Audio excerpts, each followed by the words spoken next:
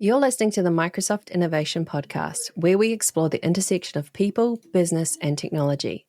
This year, we're adding a new show to our lineup, The AI Advantage, to help you learn the skills you need to thrive in the AI era.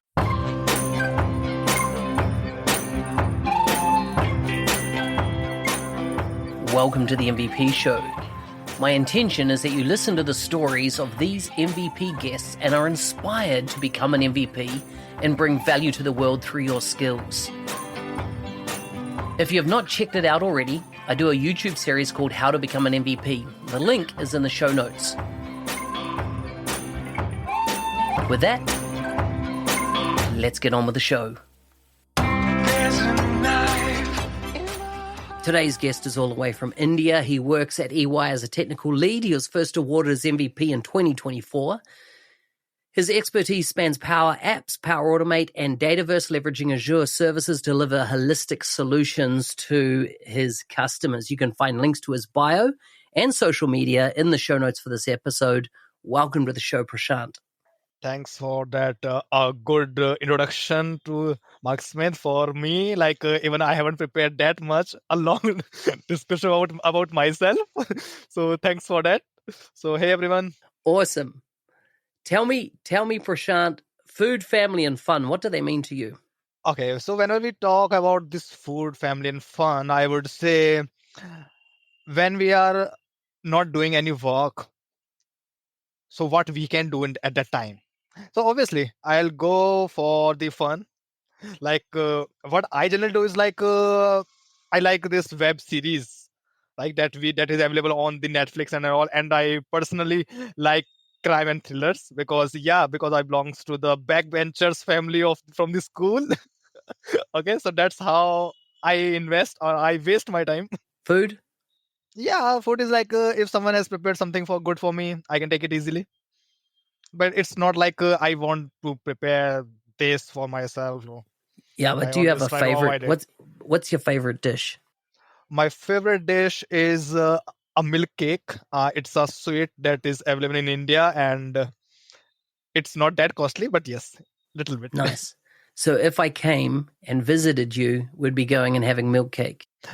Sure. Nice. Sounds good. Maybe this year. Tell me about your family. Okay, so I currently live with my family. My family has people that belongs to multiple professions. Okay, like my father is a graphic designer. My mom is a housewife who take care of the home, obviously. My sister belongs to the medical, like she's a government nurse. My brother is a planner, and I belongs to this IT industry. So it's like everyone belongs to different domain, and then whenever they just sit together, it's hard to just talk on a single topic. Yeah, I bet that's exciting because everyone has a different interest and different areas to work and different type of knowledge that they are having. So yeah, I like it. That's the background. Tell me about why did you with such a diverse choice of careers that was happening in your family and your father being a graphic designer, what made you decide that IT was going to be where you built your career? Okay. See, when I was in my 12th standards, okay, so I used to do the programming in the computer language, okay. Later, since my uncle belongs to the automation industry, like automation people who are doing the programming for the microcontrollers, okay, so they wanted me to go to the automation industry. So I did my graduation from that domain, automation. When I was working in that automation, one of the manager noticed me and he said, "Ki Prashant, you like programming?" I said, "Yes." He said, "Okay, you are not interested in assembling of it?" I said, "It's not like that, but yes, if you ask me like what is my priority or what is my top preference, then I would be doing the programming." Then he said, "Prashant, then your career would be like if you go to the IT, there you will find your type of people." And also like in my 12, I used to deliver lectures to my tuition peoples. I was delivering some tuitions for some kids. Okay, so I used to train them in programming at that time. So that's how I decided, okay, let's try to give interview to some IT industry and see if I would be selected or not. If I would be selected, then I would go for the IT industry. Otherwise, I will continue my automation. When I go to this IT industry for my interview, out of around 22 people were there, and the person who was taking that interview, he just gave me some sort of a logic that needs to be implemented. Okay, and he asked me, like, okay, Prashant, that you don't belongs to the IT, that you haven't done your graduation from any programming language, but if you tell me the logic how you can build that type of a system, I will hire you. That's how he just took my interview. So I said, okay, but I know that programming. So I wrote a program and it worked accidentally. And yes, I was selective out of 22 candidates. So then I just decided, okay, now I might play a better role in IT as compared to automation. So yeah, that's how I moved into this industry. How many years have you been now working with the Power Platform? Okay, so see, when I started, I was enrolled as a Dynamics people, okay? And if we remember this Power Platform, like I categorize this Power Platform as a child of Dynamics CRM, okay? Because many concepts, whatever is you are utilizing in Power Platform, or maximum are coming from the Dynamics itself. Okay, although Dynamics is a vast field to explore if you have time, or if I have time. So like I started with Dynamics, and at the time, like Power App was just growing, like it was in the starting of 2019. Like Power App coming to the market in 2016, so it took 3 years to just settle, and in 2019 we were having some demand. Okay, so that's how I started in 2019, and then yes, it's around 2025. So you can assume 5 to 6 years that I have invested here. That's cool. That's cool. Out of all the tools in the Power Platform, which is your favorite? As in Power Apps, Automate, Pages, PowerFX, Dataverse, Okay, Copilot if you Studio. ask my preference, like then I would say Power Automate would be my top choice, because the thing is, like, if I it's not just like delivering something, it's about what value it is giving to the customers. Okay, I'm not saying like the other components have the are delivering the less values. It's not like that. The thing is, like, whenever we are talking about the automation, since I was coming from the automation, so I might be little inclined towards the automation. Okay, so when I found okay, like many days we are doing some repetitions of work. Okay, so why can't we just deliver an automation that can do that work? Although like the Power App, a low code platform through which you can deliver some sort of a user interface for your client, that is also a important pillar of this Power Platform. But personally, I feel Power Automate is my choice. Interesting. That's cool.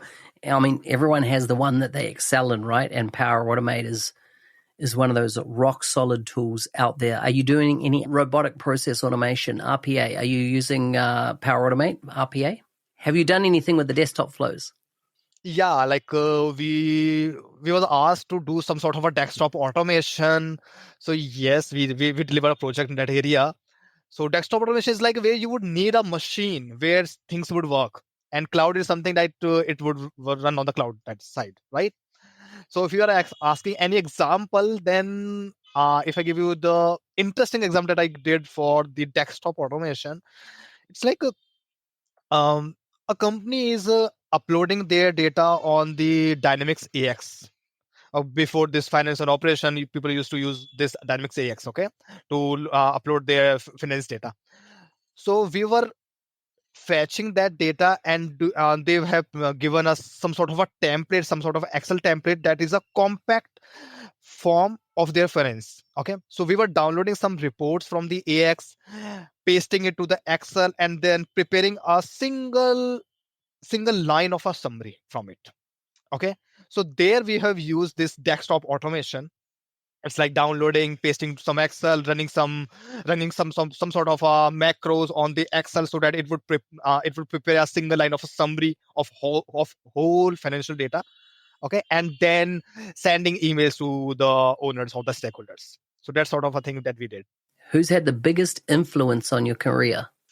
Influence. Okay, I would say the person who has interviewed me into the IT industry. Ah, so do you still work with them? Are they still a friend, or do they guide you? Do they mentor you? Okay, the thing is like he was the owner of our organization. Okay, and since that organization was a startup, so you can understand that in every startup we always has the budget issues. Okay, Yes, yes. so I used to go with him for every sort of a action that whatever is going on in any organization, whether that belongs to delivery, whether that belongs to operations, whether that belongs to marketing, sales. At every other place I was with him. So he used to train me. "Okay, Prashant, like it's not like there's a two type of fishes. One fish that live in a small pond and the fish is big, and another one is like a big ocean, but the fish is small. So how you want your career to be? Whether you want a fish in a small sea or you want a big fish in a small pond." So that's how like he said ki, we don't get every time all the resources or all the things that we need, but it's on us how we are going to manipulate our things in order to achieve what we actually need. Like he too was a good software developer, but within 2 or 3 years he decided to start his own business in that area, and later he just shifted his business. Okay, like after some years he get bored from this IT industry, so he decided to move his business into the food industry, and later he moved to the real estate. So that's how I was saying, like a person should not be limited to one area. Okay, he should be covering things from multiple places. Okay, what other people are doing, how they are doing, what we can do it in order to contribute in their domains. Okay, so yeah, I liked his mindset, and that's how I started my journey. Like, okay, I should not be just doing the office work, I should be doing something for the communities. Okay, yeah, so that's how like he just impressed me. And he just gave me that mindset to go with this path. So how did you end up at EY? Okay, see, when I was in that startup, um I served to so many MNCs, like okay, like some Infosys, PwC, and many others. Okay, and some small corporates too. Later I found like I should now, like I invested there around 3 plus years there only. Okay, later I decided ki, okay, I know how this startup actually works, but that would not be sufficient. I should know how the big corporates work. So that I decided ki, okay, now let's try my career in some other MNC. So I thought, okay, I can just try in Accenture, I can try in TCS, many more. So I decided, okay, let's try to take a jump that would be good.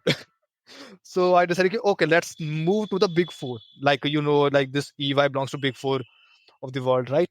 So that's how I even I was when I was delivering some work into the communities, I got a person, like I can't just tell the name of that person here. I helped her. Like I used to help people whenever they just struck into the implementation of Power Platform. I was open for everyone through my social medias. Like if you get struck, you can just ping me. If I get some time, I will definitely help you out.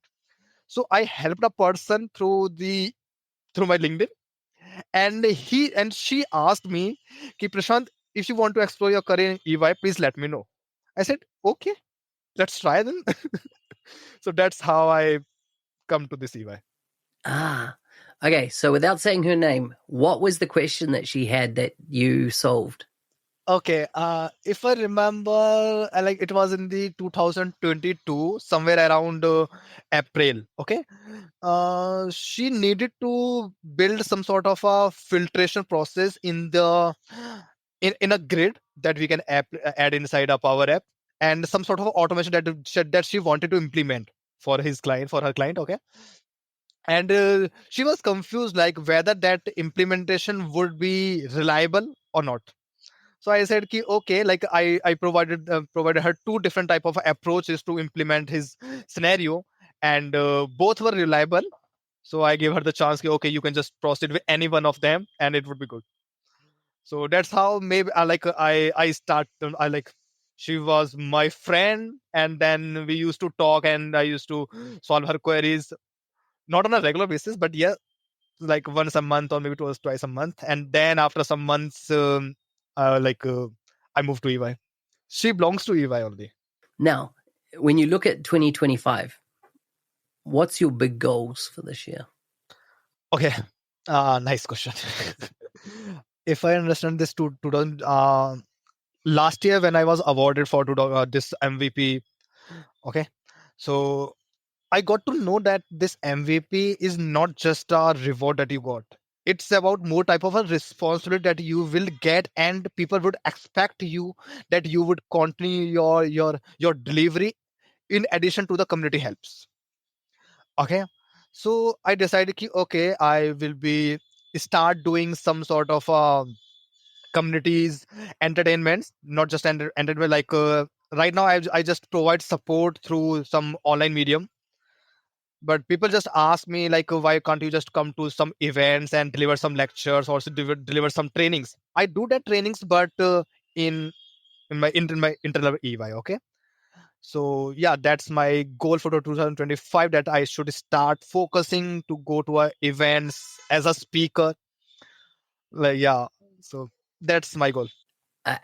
Your speaking engagements, are you just restricting your focus on India, or are you going to go abroad? Based on the chance that I got, I'll look into that.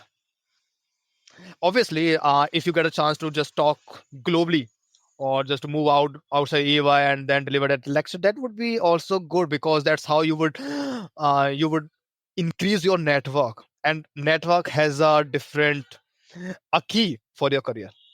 I would say like network is a key in your career. Prashant, I've really enjoyed having a chat with you today. Thank you for coming on the show. Thanks. Same to you, Mark.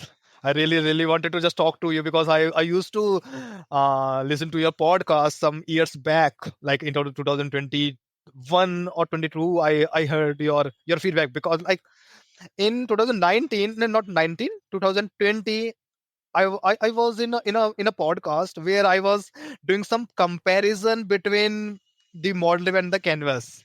Okay, because that time we were having so much difference between these two apps.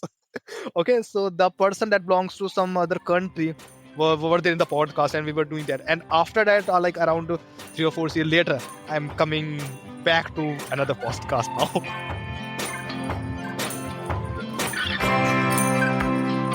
Hey, thanks for listening.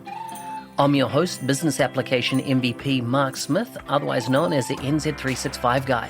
If you like the show and want to be a supporter, check out buymeacoffee.com/NZ365 Guy. Thanks again, and see you next time.